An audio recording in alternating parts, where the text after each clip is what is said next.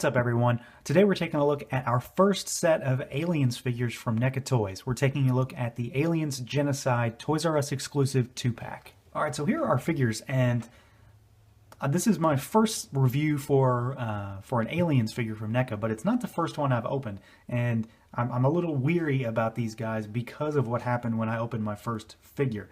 So I was going to do the Mantis Alien from the Kenner Tribute Wave first. And I opened him, took him out of the box, stinger popped right off, broke clean right off the figure. Tried to move the legs, left leg popped right off the ball joint, completely broken. 100% broken figure, can't even remotely use it. So if you see me kind of being a little trepidatious when it comes to moving their joints around, it's because I'm really worried that these things are going to break just like he did. You know, I've heard that NECA has QC issues. If you saw my Predator Clan Leader figure, you saw that the first NECA figure I've ever gotten, the foot was broken on it. Didn't hinder the figure, but it still was a problem. So I'm hoping that doesn't occur here. And so far I've had some luck with these guys. So let's take a look at them. These guys are from a comic miniseries. I don't think it's canon in any way. I'm not really sure, but it's quick history of them. It's in reference to when the overall alien queen mother dies, and then two new queens rise up. One of them becomes red, one of them becomes black, and then they have like a civil war where aliens are fighting aliens and so on and so forth. So let's take a look at these guys, and I'm going to move this guy out of the way just for the time being. Just get him out of frame a bit, and we're going to look at this guy first. So these guys are pretty tall. Let me give you some sense of scale. So here's a Marvel Legends figure. They're about 8 inches tall, roughly. So they've got some scale to them. Obviously, being a NECA toy, they are loaded with sculpt, and the paint detail is just pretty crazy on these guys. So, you know, we've got a bunch of sculpted line work, and there's a wash in just about every nook and cranny that there can be in these guys. You've got kind of the bio, what are they, exhaust port kind of thing sticking out of the back. We've got kind of a frosted dome on this alien, so you can see the skull on the inside. It's not removable like some of the other ones are, but you can still see inside of it. Plenty of sculpted detail, and it's a really striking figure, especially because of that red paint on it. So it looks really, really cool, and that's really what drew me to these guys. As far as articulation goes, and I'm trying to be careful here, we've got rotation on the head, and these little tendrils are attached to the body on the back, so it only goes so far, and you don't want to break them. There is a rocker, but mine is really, really, really tight. So again, I'm not going to go too crazy with it, but I can't really move mine too well. The jaw does hinge, the mouth does pop out. We'll put him back in there. And there's a lot of sculpted detail on that as well. Arms go pretty far out. They've got what would be a bicep swivel, and they've got full rotation. And we've got a single jointed elbow, which has a decent range of motion, and then a swivel and a hinge at the wrist for the hands, and then, you know, they've got the 6-finger hand going there. The torso is really tight, not in a bad way necessarily. There is a bit of a crunch on it, not much, and then he can swivel. We have legs that can go out about that far. I don't think you're ever going to be doing that with him, though. We have got kind of a swing that goes out about that far, goes back about the same. So it's not too great of a motion. It's just because of the sculpt. You know, it's not a problem. It's just because of the style of the figure. We have got dual jointed knees. They go all the way back. That's nice. We have a hinge at the foot and a rocker swivel.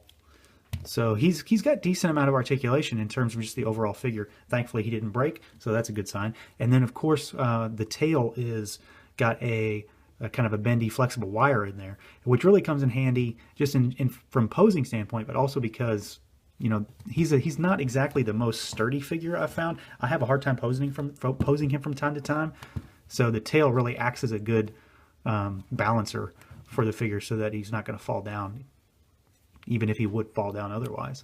So this is kind of the more, I guess, the standard alien. I don't know if it's I don't think it's the big chap body. I'm not a big alien guy. I don't know a lot about Alien. I just know that this is kind of the more standard alien figure. I think this is an older mold, as is the other figure, but I think it looks cool, and I think a lot of that is attributed to the paint job. So we're going to move him over and we're going to pull in the other one. And this is kind of the dog style alien, I believe.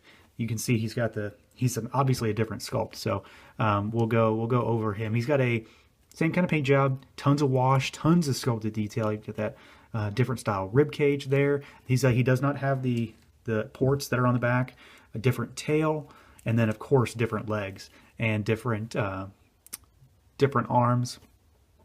and different hands. Head is different as well, and the mouth also opens on him, and it just comes out on its own. It's kind of loose. Some folks I've seen have had issues pulling those out. Mine come out no problem though, so that's good. It almost comes out a little too easily. The head is not frosted like the other alien. It's just more clear, and you can see a lot of the detail in there with the ridges of what would be on the skull. We've got, as far as articulation goes, we've got rotation, and he's a bit looser. Where this guy was really tight, this guy is much looser. Looser to the point where it's hard to kind of position his head in some ways. But I've had no issues. The way I want to pose him, I've had no issues. So it is a bit loose, but not to its detriment. We've got arms that go out about perpendicular, and then they have full rotation, of course. We have got a single jointed elbow, but it's got it's wide range of motion forward, and then full extension back. Swivel, maybe if I can get it. See, some of these joints are really tight. Hinge and swivel at the wrist. We have got torso crunch, and it's far better than the other alien. I don't know if that's a difference due to design, or if this one's just looser though. We have got our legs here. They can't go out to the side, and that's due to this kind of bony structure that sticks out. As far as rotation though, they full 360-degree rotation. And then we get into the actual legs. So these are kind of the parts where I was scared the most with these figures, because when I was trying to pose this guy, I thought that this joint was going to just rip right apart. So it's a double jointed knee with a kneecap in the middle, and then since it's supposed to be a non-humanoid character, there are more points of articulation on these legs. So we've got a double joint there, we've got a single joint here, and you can hear that's incredibly tight. So I'm not gonna force it too much. I certainly don't want to break it, let alone break it on camera. And then we've got a joint down here at the foot, and then it also rotates, but I don't have much need to rotate that around. So he's meant to kind of stand like hunched forward, and kind of like this, which is kind of hard to get him to pose every now and again, but once you get him right, he looks really cool in these kind of hunched down positions. And then of course he's got this big tail, and it's a lot different from the other one. You can see they're entirely different types of tails, and I really, really like the design of this tail. It's got kind of like a stinger on the end, and this is a really flexible plastic, and this thing is 100% like bendable. Look how long that is too. Very cool. So you can get it in all sorts of different shapes and configurations. And then I'm assuming this guy is meant for this stand that it comes with is meant for him, and I guess it's for some of the more maybe troublesome type poses. So I've been using it like that. I don't know if that's exactly how it's supposed to be used or not. There certainly isn't an instruction sheet that I saw to tell me how to use the stand. So I'm just using it however I need to make him stand up correctly. So this is kind of how I want to pose him, something along these lines. And that stand sitting at the base of the tail works really well. So pretty cool. I do like these guys. I'm far more satisfied with them than I was expecting to be after my first experience with a NECA alien anyway. Okay, so overall, I don't really have a whole lot to complain about here. All of my problems were stemming from some worry that I had with another figure, so I can't count that against these two. I do feel that some of the joints are unnecessarily stiff and or loose depending on the figure. But it hasn't caused an issue for me, and I've had no problems posing them. I don't have any broken parts. I don't have what I can see to be any paint issues.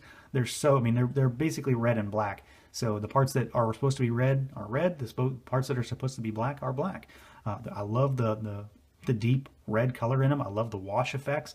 I like all of the aspects of these figures. I like the bendable tails. I like the clear and frosted skull domes. I like everything that NECA has crammed into these figures. So. Very cool aspect. And I think the coolest part is, of course, the color. Just the biggest difference between a normal alien. Most are black. there are those variants from like the Kenner tribute lines and then the albino ones that we've seen here and there. But these are a whole different story. And there's even a red queen out there. I think it came out a while back, which I may end up getting a hold of. I found it pretty cheap on clearance at Big Bad Toy Store, so I may have to swing for that one without the wife knowing. But I guess she'll find out anyway when a huge red queen is in the house. So very cool set. I'm very pleased with them. I'm going to try to get a replacement for my Mantis alien and give it another go. I've also got the Gorilla alien to take a look at here soon. So I'm not going to get too deep into aliens just because I've got way too many other things to deal with in terms of toys. But I wanted to get a couple just to check them out and see what was all the fuss about them. And I can understand why people like these so much and why NECA's had so much success with this line. So that's going to do it for this review, everyone. As always, stay tuned to Toy Bro for more. We're going to have more alien reviews, and I've got a lot more NECA stuff coming up soon. So feel free to like, comment, subscribe, and share. And until next time.